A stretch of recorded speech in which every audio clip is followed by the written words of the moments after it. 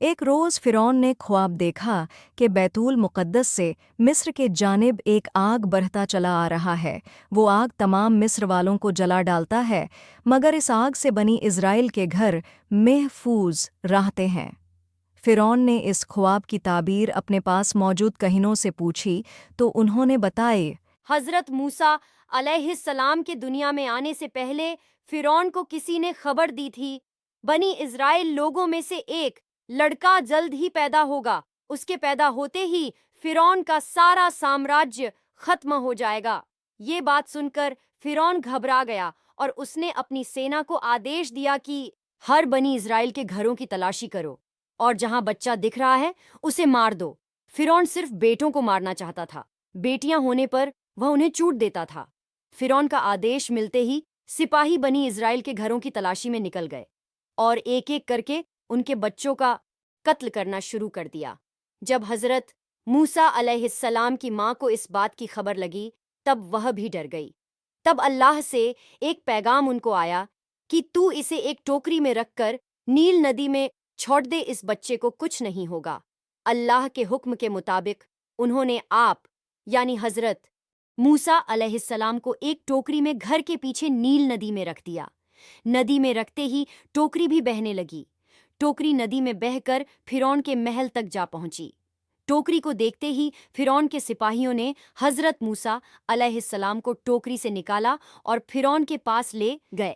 महल पहुंचते ही फिरौन की बीवी ने आप यानी हजरत मूसा अलैहिस्सलाम को पहचान लिया और कहा कि ये बनी इज़राइल के घर का ही बेटा है जिससे हमें खतरा है। फिरौन आपको उसी वक्त मारना चाहता था, लेकिन फिरौन की बीवी ने कहा कि इसे मारो मत, इसके जिंदा रहने से हमारी हमारी आंखों को ठंडक मिलती रहेगी कि हमारा दुश्मन हमारे सामने ही है और हमारी कैद में है। हो सकता है ये हमारे लिए खुशनसीब बच्चा हो। फिरौन ने उसकी बीवी की बात मान ली और आपको अपने महल में रख लिया। जब आपको भूख लगी थी तब फिरौन ने उसके यहाँ काम करने वाली औरतों को बुलाया और कहा कि इस बच्चे को दूध पिलाओ, ये भूखा है और रो रहा है।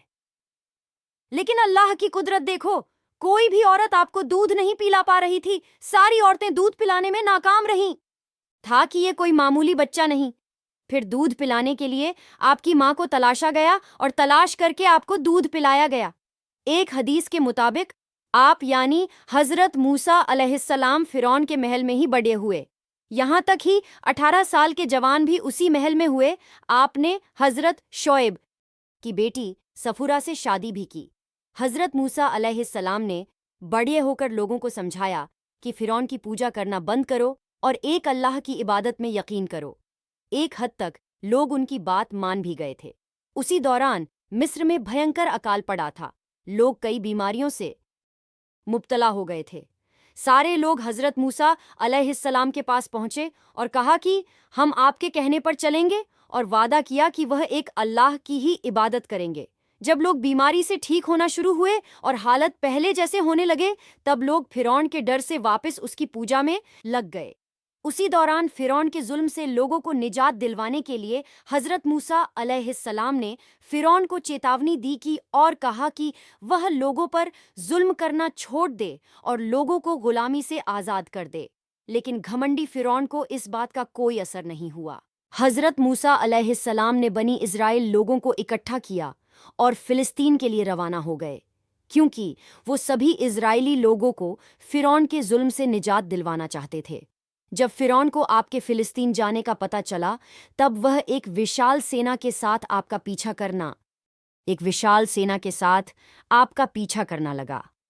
जब मूसा अलैहिस्सलाम बनी इज़राइल के लोगों के साथ लाल सागर तक पहुंचे, तब उनके पीछे फिरौन की बड़ी सेना थी जो सबको मारने को तैयार थी, और आपके आगे गहरा समुंदर था। बनी इज़राइल के लोगों ने मान लिया था कि अब फिरौन उन्हें गहरा समुंदर था बनी इज़राइल के लोगों ने मान लिया था कि अब फिरौन उन्हें मार देगा। इतने में हजरत मूसा अलैहिस्सलाम ने अपनी छड़ी से समुद्र के पानी पर मारा। तभी आपके सामने समंदर में एक सूखा रास्ता बन गया और समंदर का पानी अलग अलग हो गया और बीच में सूखा रास्ता बन गया, और समंदर का पानी अलग अलग हो गया और बीच में सूखा रास्ता बन गया। हजरत मूसा अलैहिस्सलाम और बनी इज़राइल के लोगों ने रास्ता पार कर लिया।